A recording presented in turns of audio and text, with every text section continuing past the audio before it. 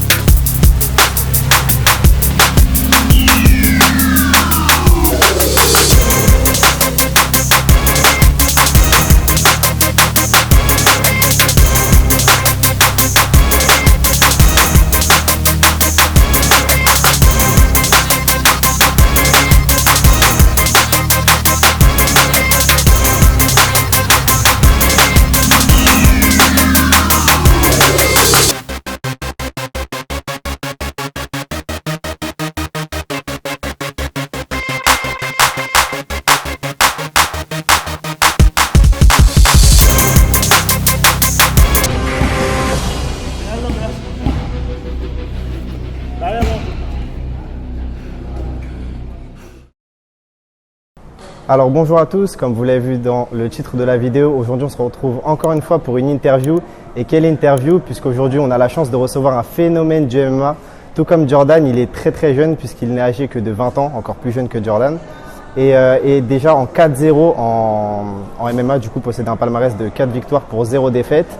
Il est surnommé Baki, comme dans Baki the Grappler, Baki Hanma, car Baki est également très jeune. De toute façon, on va revenir un peu sur ses passions, etc., son enfance.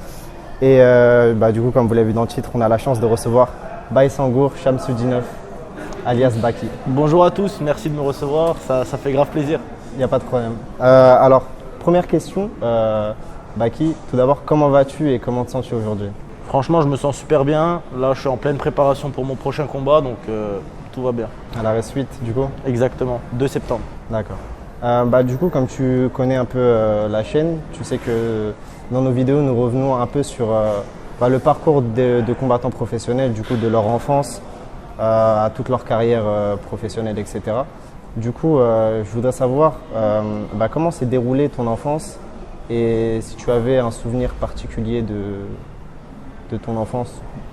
En vrai, moi, mon enfance, dès le début, je suis né dans un pays en guerre, donc la Tchétchénie. La guerre, partout, comme une marque indélébile. Bienvenue à Grozny, capitale de la République russe de Tchétchénie. 400 000 habitants en 1994, 2 fois moins aujourd'hui.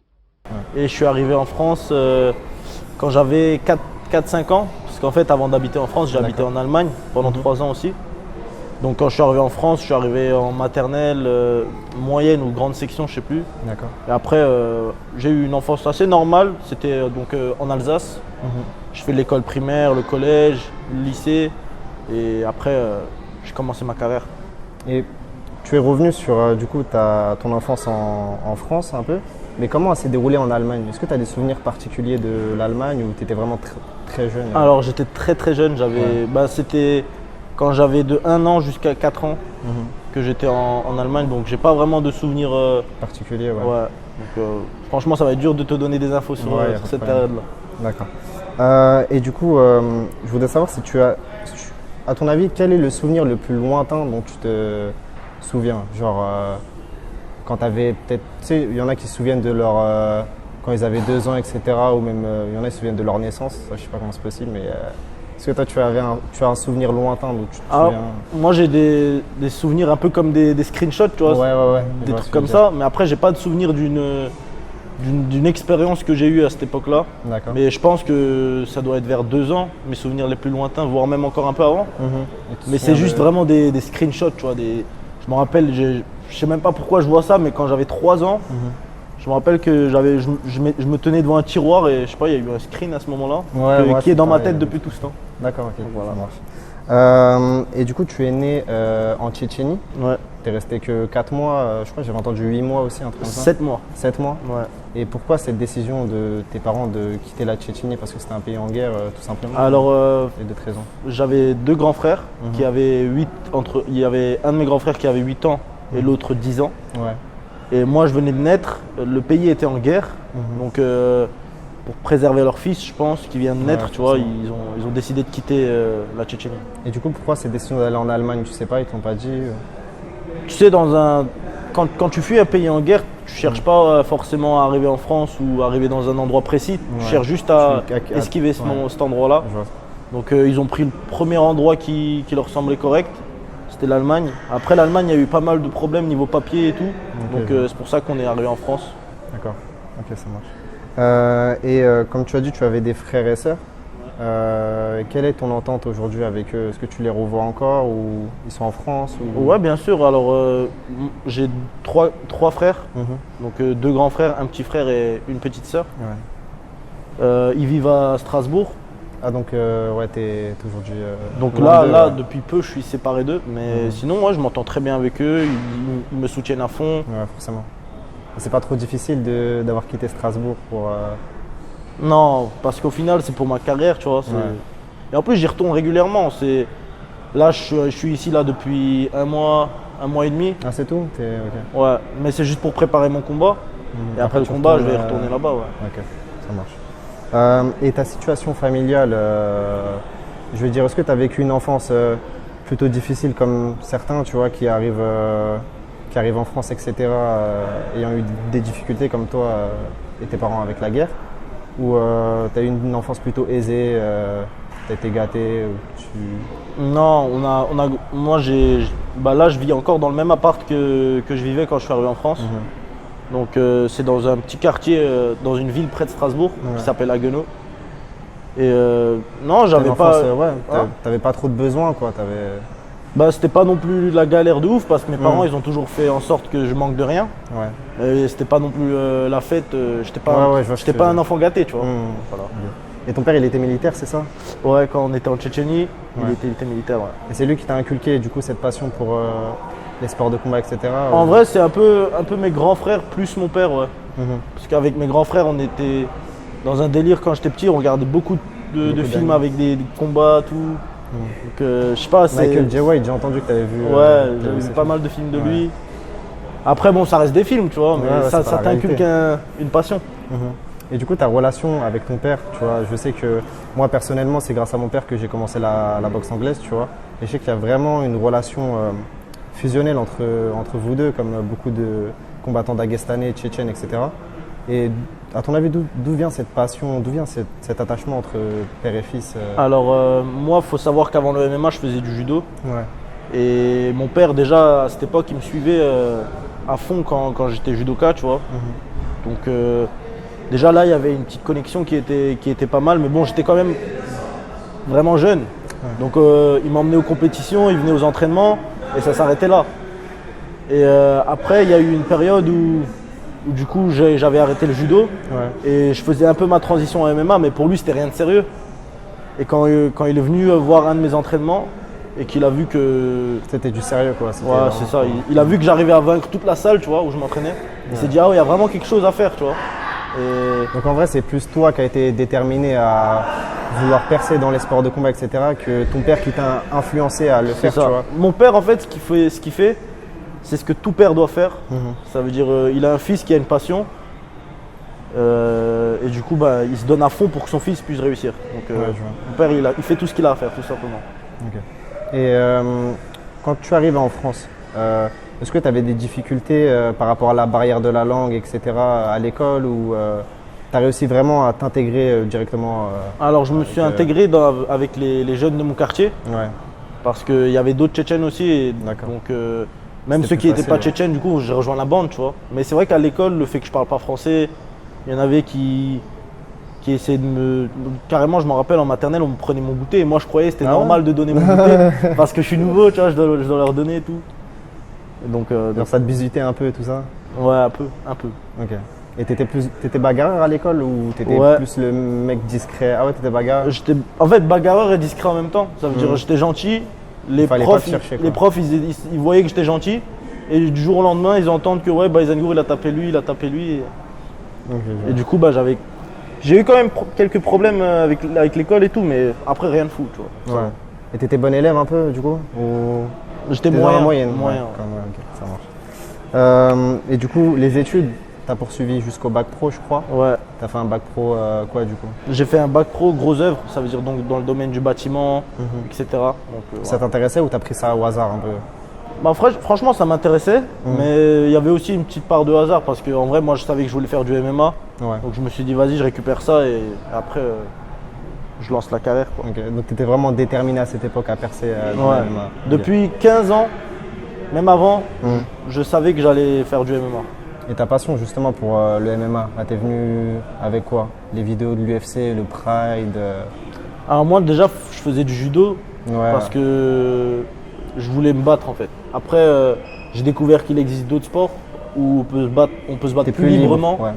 Donc naturellement, je savais que le judo, ça allait s'arrêter et que j'allais me mettre là-dedans. Mais t'as découvert ça comment? À travers des vidéos? Ouais, à travers des vidéos sur YouTube, il y avait des highlights de l'UFC, des trucs comme ça, quoi. Avec les jeux vidéo aussi un peu ou... Bah, Pas dans trop. les jeux vidéo, tu sais, t'as des petites références. Tu vois des combattants, ils se battent sans règles et tout, et ça te donne envie. Ouais, Et après, tu vois l'UFC, ils se battent aussi sans règles. Tu dis, ah putain, c'est comme là-dedans. Ouais, ok. Donc voilà. Et du coup, les animés, ça rejoint un peu les sports de combat, quoi. Ouais. Parce que si je te cite Baki, Dragon Ball, Kengan, Ashura, tout ça, c'est sport de combat. C'est toujours sport de combat. Moi, j'arrive pas à regarder un film ou une série ou un y a animé pas de combat. s'il n'y a pas de combat. Sérieux? J'arrive. Toi, de l'histoire, ça t'intéresse pas, c'est juste le fight, genre. Non, l'histoire m'intéresse, mais il faut qu'il y ait du combat dans l'histoire, tu vois. Ok. Et t'aurais quelques animés à nous conseiller ou Ah bah alors déjà, Baki, Kengan, Ashura, c'est tes deux principaux les deux animés? principaux. Après, il y a Berserk. forcément. Berserk aussi, avec je recommande de Guts, ouf. tout ça. Ouais. One Piece. One Piece, tu regardes? One Piece, c'est énervé parce qu'il y Ouais. a. Je sais pas si tu vois, c'est qui Roronoa Azoro Je suis à dedans. jour, ouais, bah oui. Je suis à Voilà. jour. Donc là, Roronoa Azoro, par exemple, lui, Ouais. c'est un gars, il La est dans détermination, la hein. mentalité, tu vois. C'est ça. Même quand il perd un combat, tu vois, son but c'est de plus perdre de combat. Exactement. Ok, Exactement.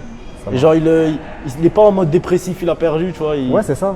Mais d'ailleurs, au tout début de l'œuvre, je sais pas si tu suis un peu, il a perdu contre Mihawk, tu Ouais, vois. bien sûr. Et après, il s'est dit plus jamais je vais perdre. Bah, il l'a C'était juré bon, à son capitaine, quoi.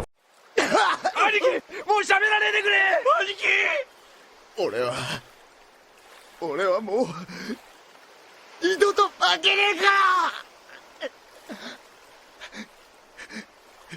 らあいつに勝って大健康になる日まで絶対にもう俺は負けねえ僕があるか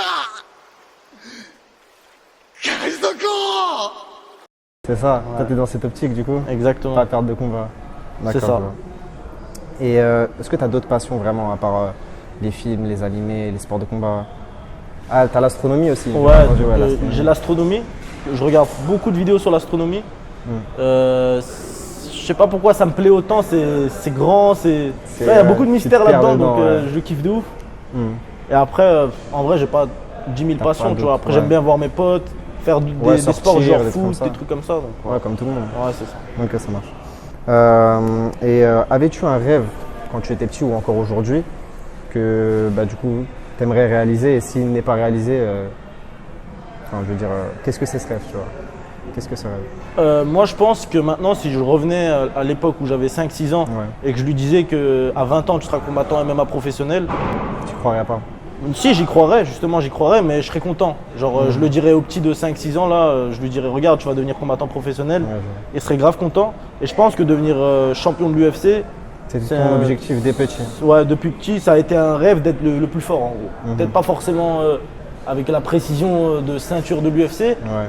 Mais d'être le meilleur combattant, tu vois, Comme Baki, quoi.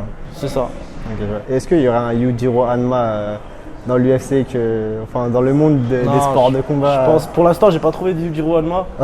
Mais si on en trouve un, on va le fixer le même objectif. Hein. Ouais, c'est vrai. Il y a Unchained en tout cas, on avait vu. On a vu Unchained. Ouais, Je pense qu'il doit y avoir quelques personnes là encore, faut les retrouver maintenant. ouais, c'est vrai, c'est vrai. Et du coup, ouais, est-ce que tu avais. Si tu aurais fait un métier, mis à part les sports de combat, si c'était plus possible ou si dans un monde parallèle, il n'y aurait pas de sport de combat, ce serait interdit, etc., qu'est-ce que tu ferais comme métier? Tu sais pas? Je pense à un truc où il y a de l'action. Ouais, Un truc où il y a de l'action. Après, moi, j'ai pas mal de principes et je suis aussi dans la religion, donc je ferais pas un truc illégal ouais, forcément. ou un truc où tu vois pas du banditisme ou des trucs comme ça. J'utiliserais ma passion pour le combat, mais pour le bien. Autrement, ouais. Pour le bien. Genre sécurité ou. Des trucs comme ça. Et ta première relation, non, ça je te l'ai déjà dit, ouais. Ta première relation avec le combat, du coup, c'était le judo. Et j'avais entendu que tu faisais 60 km aller-retour.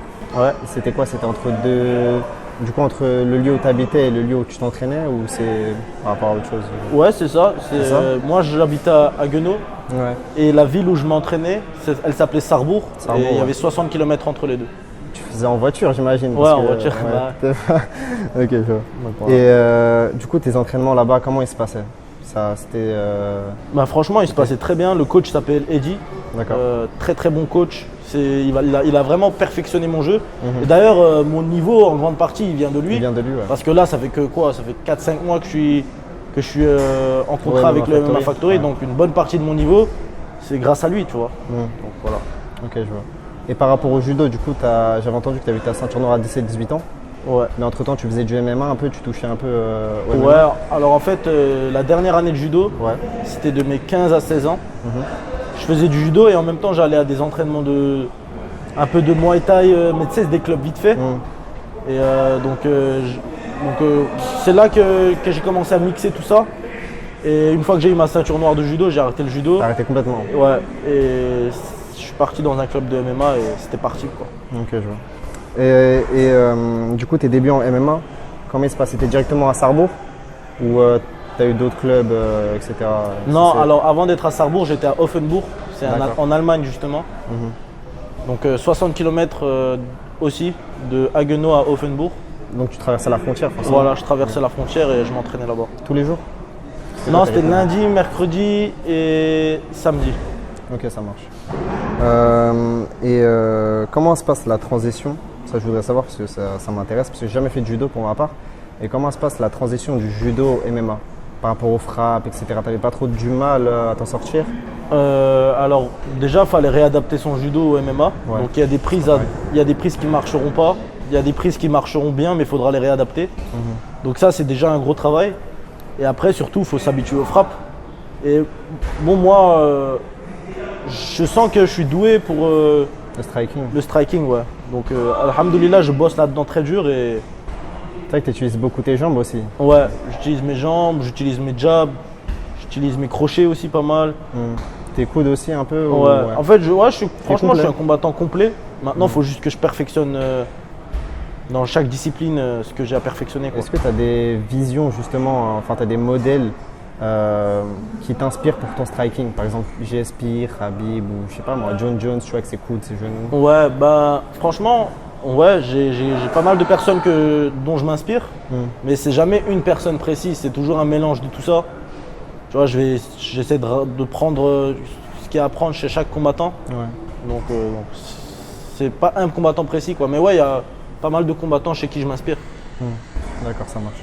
À l'époque, j'imagine que tu avais soif de découverte, tu vois, soif de découvrir le MMA, etc. Est-ce qu'aujourd'hui, tu as encore cette soif de découverte, d'apprendre de nouvelles choses, etc. Ou tu restes dans ta zone de confort, c'est-à-dire que tu mets les coups que tu as l'habitude de mettre, etc. Non, moi justement, j'espère encore énormément progresser. Quand tu me vois à la salle, tu as l'impression que je suis un l'habitude, débutant ouais. et tout, parce que je pose beaucoup de questions. Ouais, tu Tu sais, même t'intéresses. un mec, un combattant amateur qui tourne comme ça, je le regarde attentivement, je regarde ce qu'il y a à prendre chez lui. Donc non, moi jamais je reste dans ma t'inspires zone de de confort, je cherche Ouais. tout le temps le progrès. Ok, ça marche. Du coup, tu as eu ton premier combat pro avec seulement 1 an d'expérience dans le MMA. À ton avis, comment c'est possible ça? Comment ça se fait qu'en seulement 1 an, tu as pu devenir pro alors qu'il y a des mecs qui, je sais pas, pendant des années et des années, ils galèrent, tu vois? Alors, je pense qu'il y a une partie du fait qu'il y avait mon père avec moi. Et quand il y a ton père avec toi, lui, il te fait pas tourner en rond, tu vois. Ouais, ça te motive. Voilà. Ça te motive et il te fait pas tourner en rond surtout. Ça veut dire que quand tu es tout seul, ça se peut, tu tournes un peu en rond. Tu es là, tu fais pas trop de sparring, Ouais. les trucs que tu n'aimes pas trop faire, tu le fais pas et tout. Donc, alors que moi, pendant 1 an, pendant T'as cette charbonné. année-là, c'était le charbon. J'avais des sparring tous les lundis, mercredis et samedis. À chaque entraînement, j'avais des sparring. Et à cette époque, il n'y avait pas de sparring léger dans ce club-là, Où ça à Offenbourg. Offenbourg, ouais. Ouais, donc on se donnait. Et quand j'ai vu que j'arrivais à tenir tête au pro là-bas, ben, je me suis dit que je peux être pro aussi. T'es fier quand même. Ouais, j'imagine, bien sûr, j'étais fier. Ouais. Bien sûr. Et t'as eu un combat amateur, si je me trompe pas, Alors, avant de passer en pro? non, je suis passé pro. Ah ouais? Ouais. C'était un combat pro parce que j'ai noté comme quoi Lucas Mayer, je crois qu'il s'appelle comme ça. Lucas Mayer. C'était un combat amateur? C'était pas... Alors normalement non, c'est pas un combat amateur. En fait, j'ai fait mon premier combat pro D'accord. et les 2 combats qui ont suivi, ils ont été notés en amateur. Comment ça se fait du coup? Alors c'est l'organisation dans laquelle j'ai combattu. 100% fight? Non, c'était le HFC. HFC? HFC en Suisse, je sais pas ce qu'ils ont fait avec Sherdog, mais ils ont Ouais, un peu c'était- déconné. Et ouais. Du coup, aujourd'hui, j'ai 2 combats en moins sur mon Sherdog. À la base, tu devais être en 6-0, non? Pas C'est en ça. 4, ouais. De base, je devais être en 6-0. Donc voilà. Mais c'est pas grave. S'ils me le remettent pas, s'ils me le remettent, tant mieux. S'ils me le remettent pas, tant Ouais, pis. y a pas. C'est pas pour le palmarès que je me bats. Ouais, à la base, tu fais ça pour la passion, juste C'est envie ça. de te battre. Ouais. C'est ça. Et à ton avis, ce serait facile de passer pro? Parce que la dernière fois, on en parlait, je veux dire, en off. Et tu m'avais dit que c'est plus facile de passer, par exemple, pro en MMA qu'en boxe anglaise, par exemple. C'est ton entraîneur qui décide ça. Mm. Et pourrais-tu développer, du coup, cette... Alors maintenant que le MMA c'est légal en France, je sais pas si c'est la même chose, mais moi à l'époque où je faisais du MMA, en tout cas, enfin à l'époque où j'avais commencé le MMA, C'est du pancras aussi? ouais, il y avait le pancras mais le truc c'est que ton entraîneur, s'il te sentait prêt, il avait juste à contacter une organisation qu'il connaît et il dit que passes voilà, pro. j'ai un combattant, il est pro, il a 0-0 et il commence sa carrière quoi, Ok. tout simplement. Et tu combattais contre des mecs qui étaient aussi en 0-0 ou qui avaient un peu de... Mon premier combat c'était contre un mec qui avait 0-0. Mhm. Mon deuxième, je crois, il avait 1-1.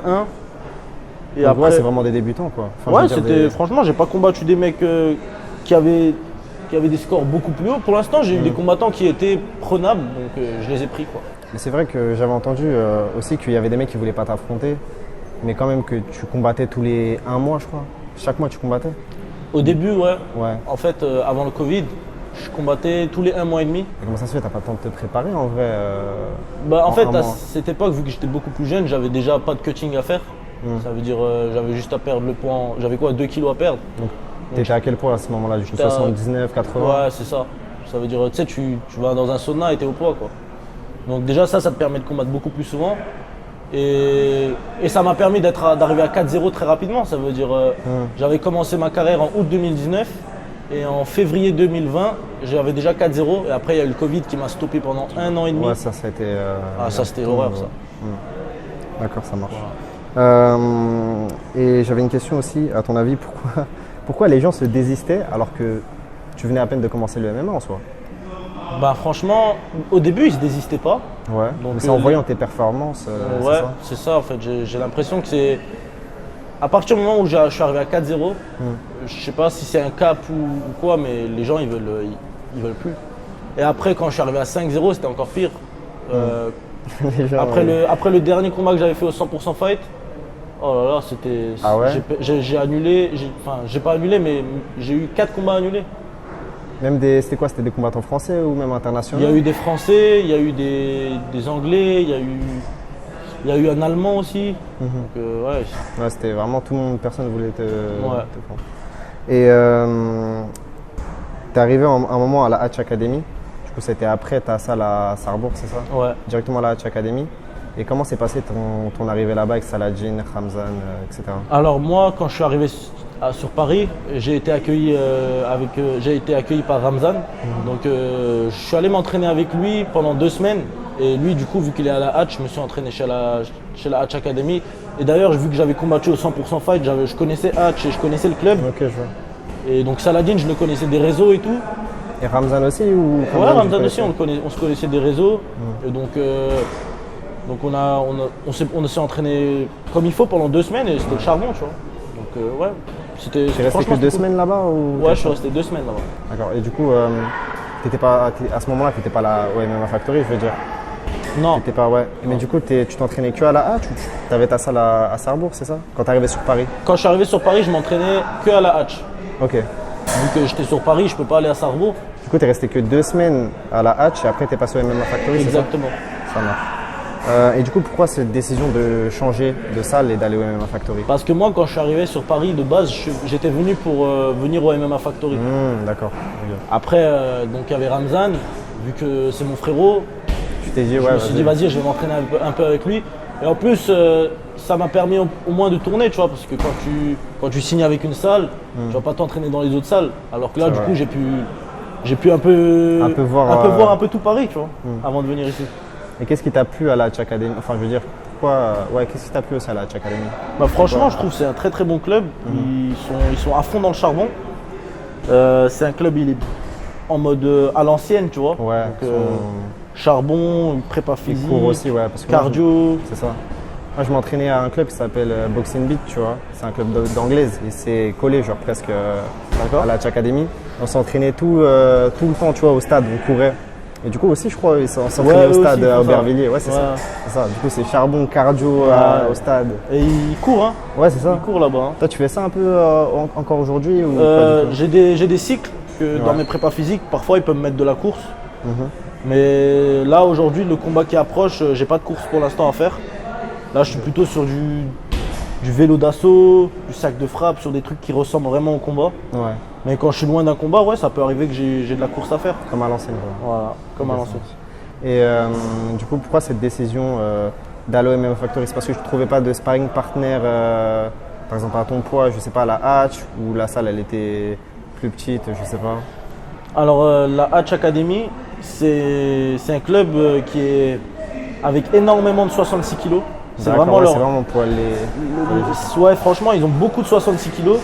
Et du coup, ouais, déjà, c'est pas mon poids. Ouais, forcément. Et comme je t'ai dit, de base, je suis venu pour le MMA Factory. Donc, je me suis dit, dans tous les cas, j'allais tester le MMA Factory. Et quand je suis arrivé ici, franchement, ça m'a plu. J'ai eu un contrat pour le Ares. Et, Ouais, c'était. donc voilà. Et tu t'entraînais à Paris ou directement à la salle Venom ici? Ici, je suis venu ici la première fois. Ok, au ça Venom Training Camp. C'est vrai que c'est beaucoup plus grand, etc. Ouais, c'est ça. C'est ici que les entraînements ont lieu, donc je suis venu ici. Ça marche. Et j'avais aussi entendu que tu avais fait un camp en Tchétchénie. C'est dans quel objectif ce camp? Alors, c'était pendant la deuxième vague du Covid. D'accord. Tout fermait de nouveau. Et donc, il fallait que je fasse quelque chose. Et en plus, mes parents partaient en Tchétchénie justement pour des affaires là-bas. Et du coup, je suis allé T'as avec décidé eux. d'aller avec eux. Ouais, c'est ça. Et comment ça s'est passé là-bas? Bah, franchement, j'ai bien perfectionné ma lutte, mon cage control. J'ai pu tourner avec les athlètes qui là-bas. s'entraînent en Tchétchénie, qui combattent au ACA. Donc, ouais, franchement, c'était long. Ça marche. Et c'est un peu, moi ça me fait penser, tu sais, les camps d'entraînement un peu à Jimeno Hippo. Mhm. Je sais pas si tu as vu, Ouais, j'ai vu, j'ai il va regardé. s'entraîner, il va faire des camps, etc. Là-bas. Du coup, je sais pas, ça m'a fait penser à ça. C'est pour ça que Quand j'ai il va dit- dans les montagnes là. Ouais, voilà, avec les l'ours et Ouais. tout. Là, ça m'a fait penser à ça. Ouais. Toi, t'allais pas t'entraîner avec les ours? Non, il n'y avait pas sais- d'ours là-bas. il y avait Ah pas ouais? d'ours. Peut-être dans le futur, on ira chez des ours, mais Ouais. pas pour l'instant. C'est vu, Khabib, quand il était petit, tu vois, s'entraînait Ouais, avec les j'avais ours et vu, tout. j'avais vu. Mais toi, d'ailleurs, je vais te poser une question. Tu as fait un peu de lutte, enfin, je veux dire, avant de commencer le judo ou pas du tout? Pas du tout. Non, pas du J'ai tout. fait que du judo. Après, ma lutte, elle s'est développée en faisant du MMA. Ouais, parce que je sais qu'en Tchétchénie, au Daghestan, il y a vraiment cette culture de lutte, etc.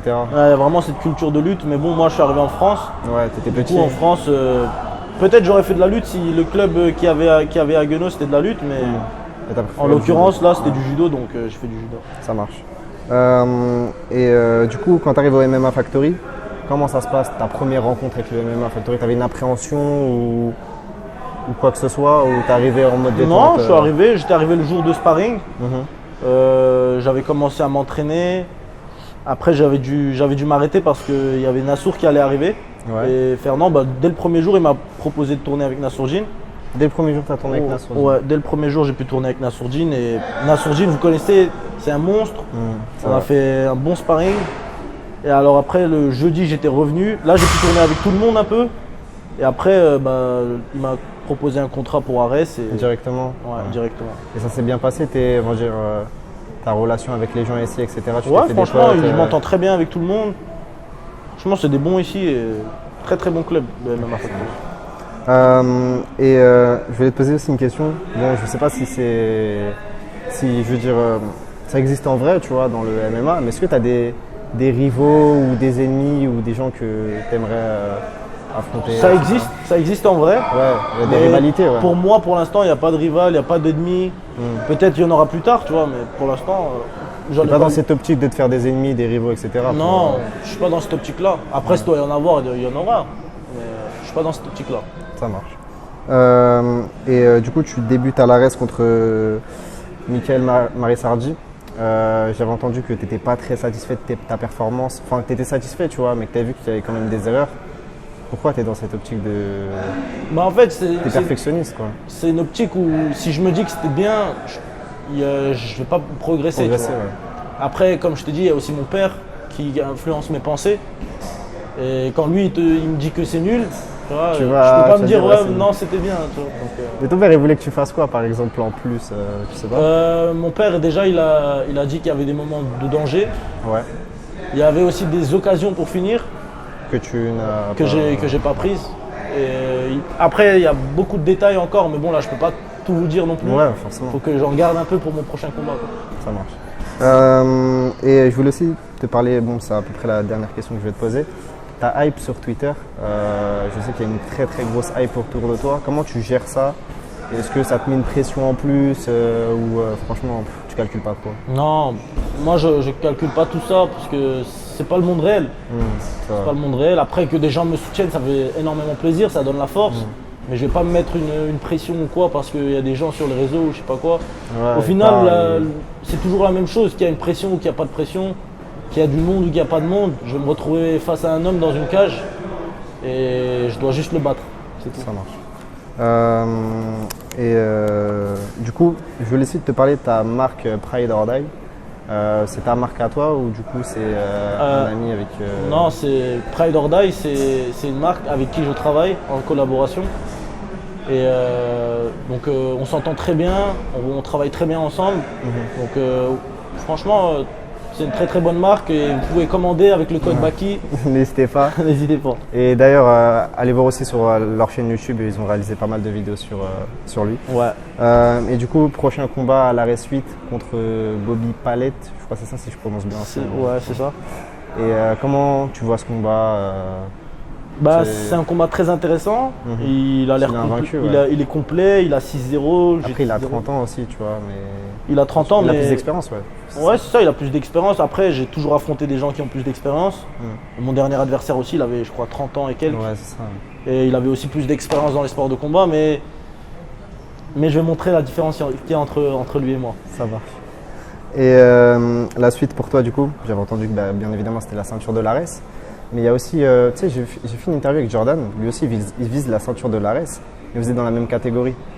Du coup, comment ça va se passer à ton avis pour toi? Parce qu'il y a quand même des gens comme Jordan qui sont dans la même salle, qui sont dans la même catégorie que toi, et qui visent la même chose que toi. À ton avis, vous allez vous affronter ou il y a quelqu'un qui va laisser la ceinture à l'autre Je pense que ça, c'est dans les plans de Fernand. C'est dans les plans du Management Factory, vu qu'on est dans le même management. Je pense pas qu'ils vont faire en sorte qu'on s'affronte. Forcément, ce que je me disais aussi. Ouais. Et en plus, Jordan, c'est un bon pote à moi, donc non, je pense que ça va être avec un ordre. Peut-être que je combattrai avant lui ou après lui. Tu vas laisser la ceinture. Et après, si par exemple je pars à l'UFC, il pourra prendre la ceinture à part après, ou l'inverse, tu vois, si lui part à l'UFC, je pourrais prendre la ceinture à part après. Mais je pense pas que je vais m'affronter avec Jordan. Ouais, il y a pas de. Même lui, il m'a dit ça. Il m'a dit, je pense qu'on va se mettre d'accord sur qui va prendre la ceinture, etc. Ouais, c'est ça. Ok, ça marche. Après, c'est mon pote, il a la ceinture. Ouais, t'es content pour lui, quoi. Ouais, je suis content pour lui. Et je resterai patient, tu vois. Ouais, ça marche. Pas de souci. Et par rapport à l'UFC, du coup, tu penses partir directement de l'ARES à l'UFC ou je sais pas, aller au KSW Non, moi, je cherche aucune autre organisation. Le ARES, c'est franchement, en tant que combattant professionnel français, il n'y a pas meilleure place pour quelqu'un que le ARES. Le ARES, c'est une porte vers l'UFC. Et c'est très bien organisé, les combattants ils sont bien traités. Donc il n'y a aucune raison d'aller dans une autre organisation pour faire la même chose qu'au Ares, Ouais. mais dans un autre pays. Donc non, je préfère être ici au Ares et faire mon chemin jusqu'à l'UFC. Ça marche. Et du coup, ouais, bah c'est tout pour moi. À ton avis, j'ai peut-être une dernière question. Comment va se passer ton futur? Comment vois-tu ton futur? Alors mon futur, je le vois avec... c'est un peu prétentieux, mais j'espère gagner tout le temps. J'espère enchaîner des victoires. Je le souhaite en tout cas. Merci beaucoup. Et ouais, faire mon chemin et arriver à mon objectif, quoi. Ça marche. C'est ça que je vois dans ma tête. D'accord. Et tu aurais un dernier mot pour ceux qui regardent la vidéo ou... Bah alors, je vous conseille de venir au Ares 8. Ça va être une belle soirée. Il y a beaucoup de bons combattants qui seront là. Il y a l'UFC le lendemain. Donc franchement, ça va être une bête de soirée. Je vous recommande de venir. Et donc voilà, quoi. Ça marche. En tout cas, nous on y sera. Et on te souhaite bonne chance pour la suite. Merci beaucoup. Merci à toi. Et du coup, si la vidéo vous a plu, n'hésitez pas à vous abonner, à liker, à commenter, vous savez. Et nous, on se dit à la prochaine pour d'autres vidéos, d'autres documentaires ou d'autres interviews sur le parcours. C'est carré. Ça va, c'était bien? Ouais, t'inquiète. Ok, y a pas de problème. C'est juste moi, j'ai bégayé sur la question.